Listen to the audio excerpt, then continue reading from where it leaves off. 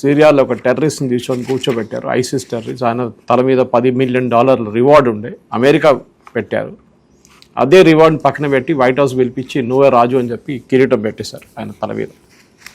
ఇది బహుశా జరగవచ్చు, ఎందుకంటే ఇరాన్లో వాళ్ళ నుంచి ఎవరు రారు, ఈయనకి ఎవరు నచ్చట్లేదు.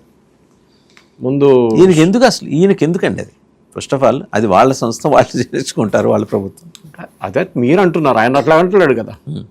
ఆయనకు అంతా అమెరికాలో వెనిజువేలా ఇస్ ఎక్స్టెన్షన్ అమెరికా, మళ్ళీ ఇది ఇంకొక ఎక్స్టెన్షన్, ఇంకొక టెరిటరీ, అమెరికన్ టెరిటరీ. ప్రతి టెరిటరీ అనేది ఉండాలన్నమాట.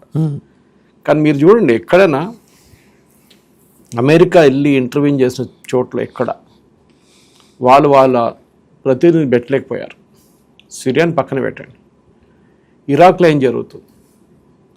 ఇరాక్లో ఒక ప్రెసిడెంట్ తీసుకొచ్చారు, ఏదో జరిగింది, ఆయన ఇప్పుడు పాప అక్కడ లేని దిక్కు కొట్టుకుంటున్నారు. ఆఫ్ఘనిస్తాన్లో వాళ్ళ చేతి నుంచే పోయింది, అమెరికా చేతి కంప్లీట్ పారిపోయొచ్చారు. అక్కడి నుంచి పారిపోయొచ్చారు. వియత్నాం అంతే.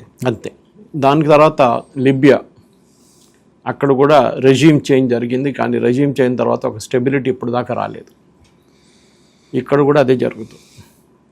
మీరు బాంబు వేస్తారు, ఉన్న వాళ్ళంతా చాలామంది చంపేస్తారు, వాళ్ళ మొత్తం డిఫెన్స్ సిస్టమ్ని డిగ్రేడ్ చేస్తారు. ఏమవుతుంది దాని తర్వాత?